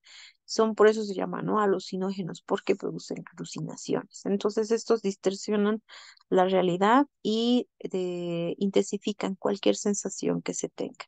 Entonces, le parece que los efectos, al parecer los efectos pueden ser variables, igualmente como mencionábamos en la marihuana, no se puede establecer qué efecto va a tener la persona, ya que va a tener alucinaciones o estados de euforia en el momento del consumo. Entonces, más son efectos psicológicos y lo que más complejo es en este tipo de sustancias es la capacidad de juicio, que también se ve sumamente alterada, ¿no? Entonces, lo que hay que valorar en estos pacientes es médicamente, ya que es necesario saber en qué momento del viaje está, ¿no? Entonces, hablamos del viaje en el efecto que está la persona que ha hecho el consumo o que ha realizado el consumo y lo que hay que procurar es tranquilizarla y tenerlas en ambientes tranquilos, controlados. Asistencia de ansiolíticos y asistencia psiquiátrica, que son lo indicado, ¿no? Es un resumen. Entonces, muchas sustancias alucinógenas son derivadas o son extraídas de plantas o de hongos. Sí, por ejemplo, el LSD o la dietilamina del ácido lisérgico, que viene del honguito famoso, ¿no? Del cual se extrae el LSD, ¿no? Ahora, la psilocibina, hay otro tipo de hongos, la mescalina del famoso peyote. Sí, el DMT o el DMT, que también son otras sustancias que son sintetizadas de plantas, no extraídas de plantas. Entonces, a partir de este tipo de sustancias se han sintetizado otras nuevas, a partir de estos hongos, del peyote, etcétera. Y los alucinógenos son muchos, ¿no? Seguramente en el mercado tienen otros nombres y hay una larga lista de los cuales, pero normalmente por generalizar, vamos a hablar de la LCD, ¿ya? Entonces, es un consumo oral por cápsulas que generalmente eh, se les encuentra, ¿no? 100 tabletitas. Y o también pueden ser absorbidas, por ejemplo, el tema de la mescalina, del peyote, muchas veces es eh, extraído y puesto en papelitos absorbentes, los mismos que los van cortando en cuadritos. Entonces estos también se ponen a manera de, se lo tragan el papel o le ponen de manera sublingual para su consumo, ¿no? Entonces la vía generalmente es oral. Otros como la mescalina también puede fumarse de acuerdo al preparado que se tenga de las hojitas, en realidad del tronquito del peyote, ¿no? Y la dependencia psicológica de los alucinógenos es igualmente, ¿no? Como mencionábamos, no es física, sino psicológica. Inmediatamente los efectos físicos, hablamos desde náuseas, vómitos, hablamos de pupilas dilatadas, sudoración excesiva y alteración de la coordinación. El efecto común de un alucinógeno es la sinestesia. ¿Eso qué significa? La alteración de todas las sensaciones visuales y auditivas. Esta persona puede tener lo que llaman la disociación, que se separa del entorno, o sea, se va fuera de la realidad, o la despersonalización, de que se cree otra persona. Sí, entonces generalmente hay muchos cambios de ánimo que vienen desde la euforia, pero también conlleva también cuadros de depresión, dependiendo en qué momento psicológico está la persona. Por eso el juicio de las personas que han consumido LSD está eh, es discutible, ¿no? Entonces no podemos hablar de que tenga buenos juicios, ¿no? Se ha hablado muchas veces de que lo mismo, ¿no? El viaje, las consecuencias del viaje. Ha habido momentos y trastornos de estas personas que han consumido LSD, de que creen que pueden volar y se lanzan en las ventanas y obviamente mueren, ¿no? Entonces es muy complicado porque la alteración del juicio está comprometida, no solamente porque pueden volar según ellos, ¿no? Pueden volar, sino también pueden eh, a, a- hacer proezas, ¿no? De levantar cosas, ¿no? O de agarrar cuchillos. Y, bueno, es una serie de complicaciones mentales en ese momento que lleva el peligro contra su vida o contra las personas de las que estén en su entorno. Entonces, generalmente estas personas que están en accesos de euforia o que tienen esta despersonalización, ¿no? De que se creen Superman o que tienen poderes, etcétera, etcétera, están generalmente, ¿no? Tienen ese viaje, pero si no es controlado, también hablan de lo que llaman el mal viaje. Eso quiere decir que está en un estado de ansiedad o de delirio y paranoia que puede volverse violento o puede querer ocultarse o directamente desvanecerse de todo y escaparse del lugar, que obviamente es un peligro continuo, una persona que no está, que no es controlada, porque generalmente cuando consume no necesariamente están en un entorno controlado, ¿no? Sino con otras personas consumidoras o en el contrario, de pronto solos, que puede que en el momento del viaje puedan atentar contra su vida, ¿no? Una sobredosis, hablamos de un consumo mayor a 0,5 miligramos, que aumenta la tensión arterial y la frecuencia cardíaca, otra vez la hipertermia, y obviamente el tema de una sobredosis puede llevar a la muerte, pero es muy poco frecuente, dado que el acceso y los viajes que son relativamente cortos. Sin embargo, tendría que consumir, por ejemplo, 200 papelinas, se menciona aquí. Ahora, que son 200, no 200 cuadraditos. Generalmente estos cuadritos son de menos de 10 milímetros por 10 milímetros, como un cuadrito de cuaderno que consumen. Entonces tendrían que tener accesos muy, muy altos para que pueda haber una sobredosis y una muerte inmediata, dosis mortales que llaman, ¿no es cierto? Entonces hay que ir evaluando todo el tema de los efectos a largo plazo y obviamente la sintomatología clínica que presentan, ¿no? Entonces, generalmente están en un efecto psicótico, eufórico, fuera de la realidad. Entonces, hay que ver los accesos de euforia o de psicosis, ya que puede también la persona que está ya continuamente en eso ya tener accesos de demencia o de locura, porque ya ha alterado su salud mental completamente, porque el abuso de esta sustancia puede tornar a una persona con un trastorno esquizofrénico complicado. Entonces, bueno, el síndrome de abstinencia que puede presentar estas personas desde que vuelven a los viajes por las concentraciones, ¿no es cierto? Entonces, otra vez pueden utilizar o entrar en flashback, lo que llaman, ¿no es cierto? Recuerdos sucesivos, como de las cosas que han hecho, como si empezaran a tener episodios como recuerdo de las cosas que hubieran hecho, y el consumo, el interrumpir el consumo hace que entren en estados de depresión y ansiedad. Entonces, pueden intensificarse y obviamente los efectos psicológicos de las personas, ¿no? Generalmente los tratamientos hablamos de 6 a 12 meses, pero pues, todo tiene que ser controlado psicológicamente, ¿no? Entonces, el tratamiento, el diagnóstico es a la sintomatología, lo propio, lo que les he mencionado, y el tratamiento, una asistencia psiquiátrica, ¿no? Y el control de que la psicosis que muchas veces puede experimentar un individuo que está experimentando el fenómeno de tolerancia, tiene que ser directamente tratado ya mentalmente. Bien, eh, he puesto este tema ya del alcohol como una, si bien entre comillas, droga de abuso, por las consecuencias psicológicas y físicas que puede alterar, porque el consumo habitual del alcohol, especialmente en nuestro medio, me imagino que por el carnaval muchos han consumido, espero que no en excesivas cantidades como el último cuadro, ¿no? Hasta estar botado en la calle.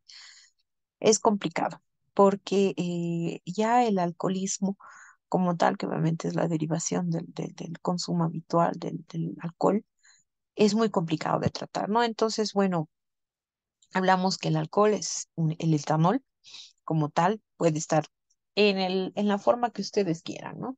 En cerveza, en whisky, en los preparados que quieran, pero es alcohol.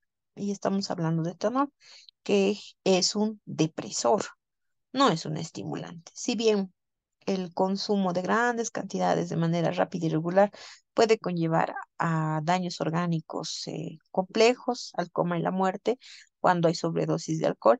Sin embargo, estamos hablando de que si bien es un depresor, Hay momentos en los cuales sí, hay por el efecto desinhibidor que tiene, puede provocar cierta alegría, euforia, pero de pronto la persona va a deprimirse y puede llegar a un estado de coma. Estamos hablando de lo que es la relación orgánica, ¿sí? Entonces, el hacer un bebedor consuetudinario no solamente va a generar una dependencia, sino también vienen los el daño al hígado, como la cirrosis alcohólica, sí, el daño al cerebro y obviamente al corazón, ¿no? Que por el tema del trastorno orgánico y la absorción normal y habitual de lo que se le da. La sobredosis deben tratarse inmediatamente con ventilación mecánica inclusive, porque se deprime el sistema, el centro respiratorio. Entonces es importante que la persona respire habitualmente para evitar, obviamente, la muerte.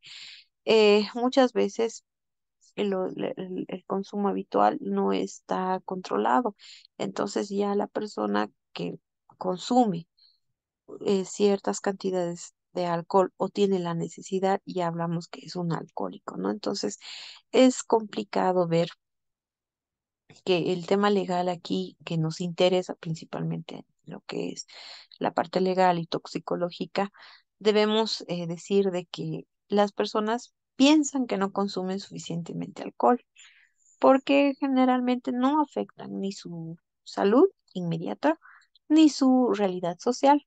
Sin embargo, hay que ver los estudios de que de lo que se desprende, lo que les mencionaba, ¿no? El consumo sucesivo de alcohol hace que la persona ya sea dependiente alcohólica. Entonces es necesario evaluar.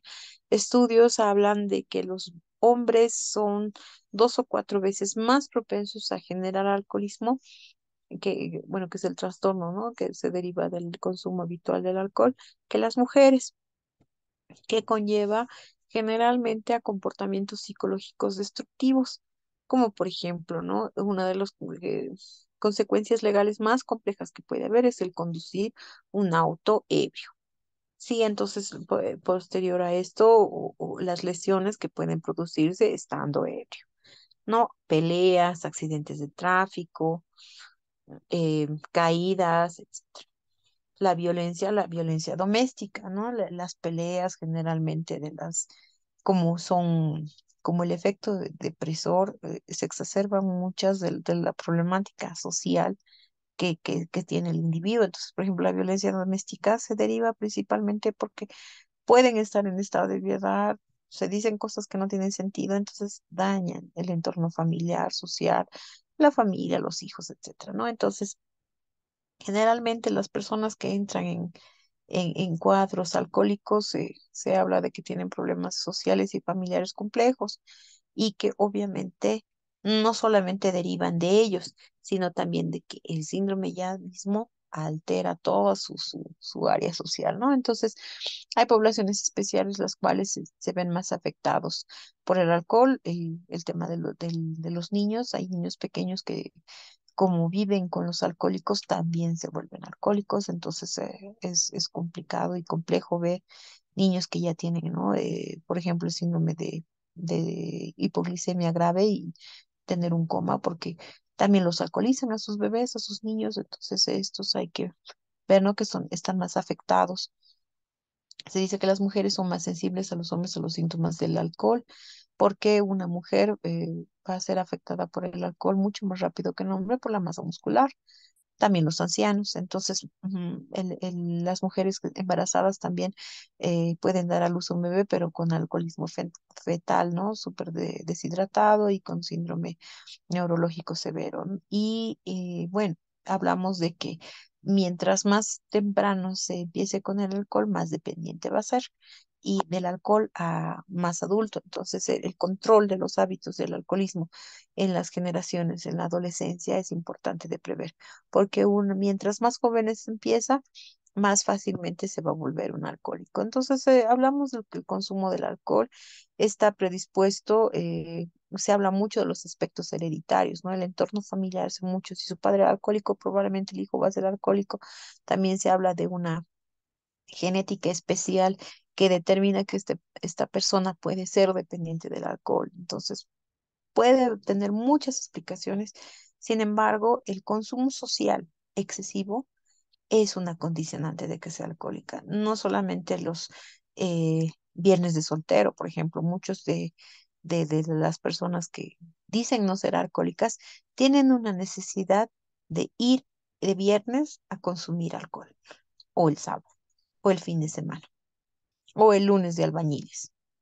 Y así les puedo mencionar varias, o los prestes, los matrimonios de 3 días, o el carnaval de 5 días que le han echado muchos, ¿no? Entonces, esta complicación del ser, ¿no? Del bebedor social que llaman comúnmente, no necesariamente hace que sea un alcohólico, pero sí va bien en rumbo, ¿no es cierto? Entonces, muchas de estas consecuencias pueden ser por el entorno social. Entonces, hay que mencionarlo y tener más que todo ver y observar y no se olviden de que un alcohólico generalmente puede sentirse también deprimido o aislado, entonces también hostil.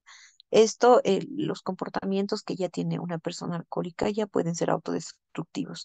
No se olviden de que muchos alcohólicos ya abandonan el hogar y viven en las calles. Entonces, es muy complejo ver qué causas o las consecuencias, ¿no? Que a largo plazo se observan.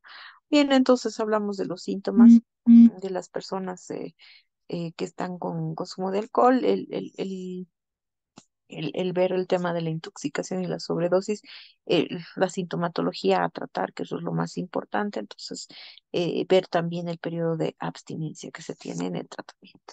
Es importante ver que sabemos de que el alcohol tiene los efectos inmediatos porque se absorbe velozmente y se metaboliza a través del hígado y obviamente todos estos vapores, o perdón, el alcohol, si bien se evapora, si bien es al momento de metabolizarse, empieza a subir la concentración de alcohol en sangre. Entonces, esos son los efectos que pueden producir, ¿no? Como les digo, no, el efecto oficial es depresión, pero en el momento de la subida es alegría, etcétera, etcétera. Bien, entonces para el tema legal es importante de que nosotros hablemos del efecto de tolerancia, ¿no es cierto? Hablamos de las concentraciones de alcohol muy comunes en la sintomatología, ¿no? De 20 a 50 miligramos por decilitro, que calma, ligera somnolencia y cierta disminución de la coordinación motora. Esa es una concentración pequeña, pero ya tiene efectos, ¿no? Subimos las concentraciones y hablamos del deterioro del juicio y la disminución de la coordinación. Aquí es en el momento en el cual es más complicaciones en violencia y en accidentes puede haber. Luego ya subimos más la concentración, la marcha ya es inestable, ya no pueden hablar, están arrastrando las palabras, se desinhiben socialmente de todo, pero ya pueden haber los flashes y deterioro de la memoria en los cuales la persona ya pierde, como dicen, no se le corta la película, ya no saben qué ha pasado, hay las lagunas mentales propias ya de la intoxicación alcohólica. Ojo, estamos hablando ya de intoxicación alcohólica. El hecho de que estén ebrios y se olviden, estaban ya en una intoxicación, por si acaso. Sí, entonces el delirio y letargo, ya mucha más elevada la concentración, y cuando ya pierden el conocimiento, estamos hablando de unos 300 a 400 miligramos por decilitro en sangre, y cuando ya ha pasado este rango de los 400 miligramos por decilitro, generalmente es un potencial ya mortal, ¿no? Entonces la persona puede fallecer porque ya puede entrar en un coma. Entonces, uno de los efectos del alcohol, de la intoxicación alcohólica, son los vómitos. Aquella persona que ya está vomitando por el consumo excesivo de alcohol es que está intoxicado. Eso que puede hacer, ¿no? Que como de hecho ya está entrando en fase de somnolencia o somnolencia, sí, bien mencionado, él empieza a vomitar y si está ya durmiéndose y está mal colocado, la clásica broncoaspiración por consumo excesivo de alcohol, esa persona estaba intoxicada, así de fácil, ¿no? Entonces, hablamos de que en Bolivia, de acuerdo a la legislación de tránsito, el grado alcohólico máximo permitido es 0,5 por ml de sangre, ¿no es cierto? Entonces, 0,5 miligramos por litro. Eso quiere decir 0,05. Entonces, bueno, de acuerdo a las equivalencias, si a uno le hacen un test de alcohol, no debería pasar esta graduación para que pueda legalmente establecerse de que no está bajo los efectos del alcohol. Y si vemos la diapositiva anterior, ¿no es cierto? De 20 a 50 hay calma, ligera somnolencia, pero ya tenemos efectos. Por debajo de esto está permitido.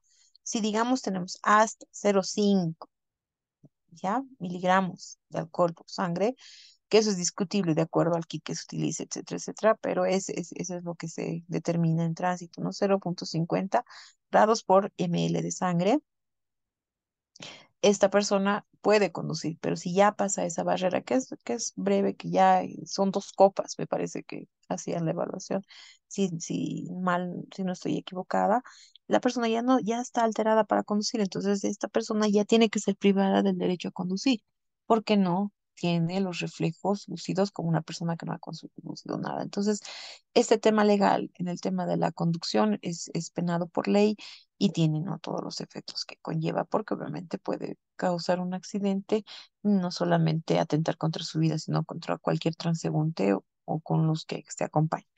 Bien, entonces hablamos de una sobredosis de alcohol, baja la presión arterial y baja el azúcar en la sangre. Entonces, generalmente las personas que no beben el alcohol y tienen una sobredosis alcohólica, generalmente van a la inconsciencia.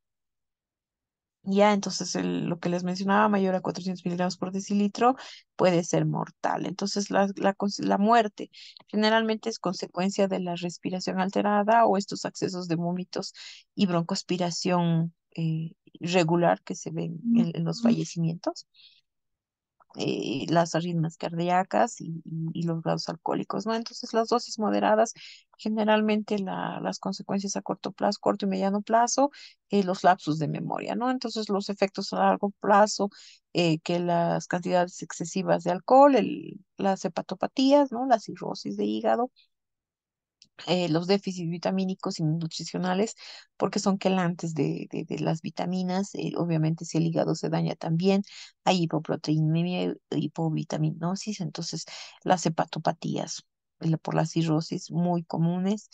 También hablamos de las encefalopatías hepáticas por el tema del daño hepático, sí, y otros cosas que, bueno, está más a detalle en el material que les he enviado, pero es importante también mencionar la hemorragia porque los factores de la coagulación se producen en el hígado dañado, de hecho que tenemos problemas, ¿no? La inflamación del páncreas, pérdida de sensibilidad en las manos, temblores crónicos, el daño cerebral y la psicosis que es irreversible, otros daños por consumo de vitamina, por la disminución de la vitamina D, la absorción de la vitamina D como tal, la depresión y, bueno, los síntomas en las mujeres embarazadas, que es bueno mencionar.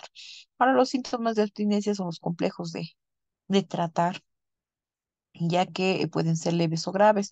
Una persona que está en remisión o en rehabilitación para rehabilitarse, para volver a la vida normal, es complicado de tratar ya de que muchas veces no solamente son los efectos físicos, ¿no? Como el temblor, dolor de cabeza, debilidades, sino las alucinaciones, que son efectos psíquicos, psicológicos relacionadas al estado de alcoholismo en el cual viven. Y hay otro que el delirium tremens, que es un síndrome muy común en el que está pasando la abstinencia alcohólica, que son síntomas de los cuales es un pánico excesivo o paranoia exacerbada, entonces puede ser mortal.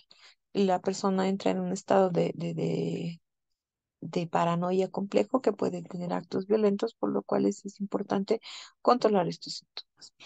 En el diagnóstico, obviamente hay cuadros, ¿no? De lo que es una intoxicación alcohólica, lo que les mencionaba, ¿no? Sí, sí, les he puesto el detalle de las concentraciones, precisamente porque no piensa de que está tomando y es un tomador habitual o comúnmente, no, hay que un muy taco, que puede tomar y consumir, pero si ya empieza a vomitar o empieza a arrastrar las palabras, no puede pararse bien, ya está entrando en intoxicación y todos los ebrios que están botados en las calles están en intoxicación alcohólica. Parece cuento o refrán, pero es cierto. La gente no sabe cuánto más se está intoxicando, pero bueno, son opiniones personales. Entonces, se tiene que ver la sintomatología en el diagnóstico y el tratamiento y evidentemente el diagnóstico común para el tema legal y de tráfico es por sangre para evaluar la concentración de alcohol, ¿no es cierto? Entonces, pues se debe hacer los análisis habituales de sangre para ver cuánto alcohol contiene en sangre para ver si es viable o no esta persona de tener sus reflejos normales, etcétera, etcétera. Y obviamente ya los consumidores habituales una abstinencia, controles hepáticos, ¿no? De función renal y hepática para ver y establecer el daño causado, ¿no? Entonces, hay que detectarlos, más que todo el trastorno por el consumo del alcohol. Les puse a detalle algunas preguntas habituales de lo que es la sensación y lo del alcoholismo.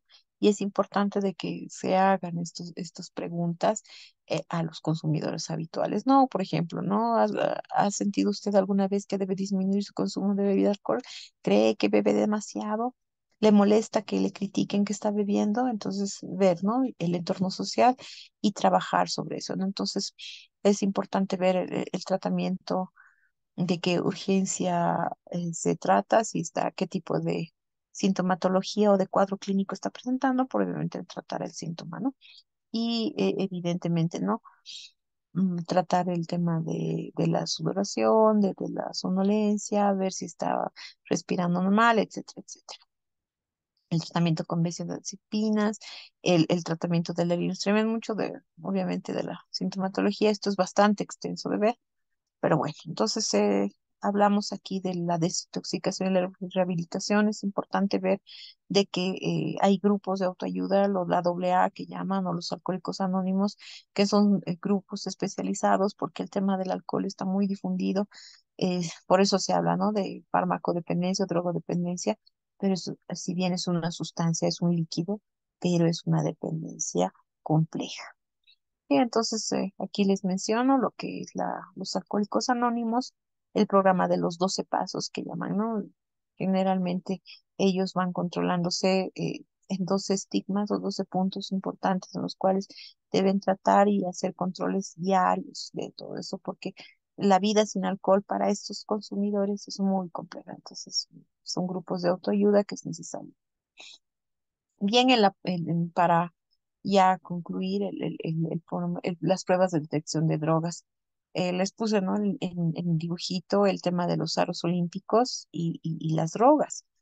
Muchas de las drogas de abuso, de estas sustancias de abuso, se deben realizar de acuerdo a la naturaleza de las funciones y el trabajo que realizan ciertos grupos de personas. Por ejemplo, los estudiantes, los deportistas, los que están en las cárceles, ¿no? Estos grupos son vulnerables, tienen problemas conductuales o grupos así asociados, especialmente en el deporte, se hace lo que llaman las pruebas de doping.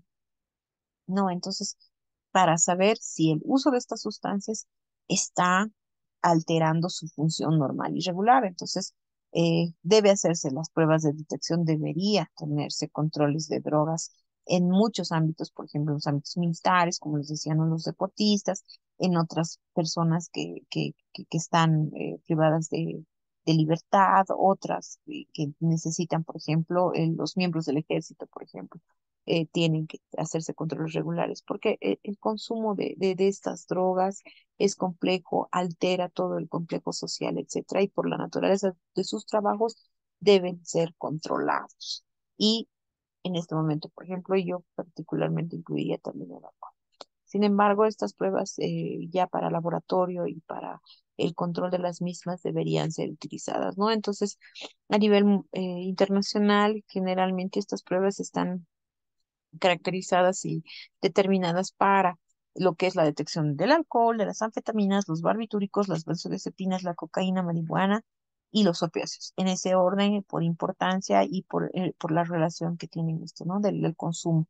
Las muestras ya pueden ser, generalmente son de orina, Pueden ser también de sangre, en el aliento, por ejemplo, en el alcohol, la saliva, el sudor o el cabello, dependiendo de la sustancia que hayan utilizado. Obviamente la orina es la más común porque no es invasiva, no es, puede hacerse en cualquier momento.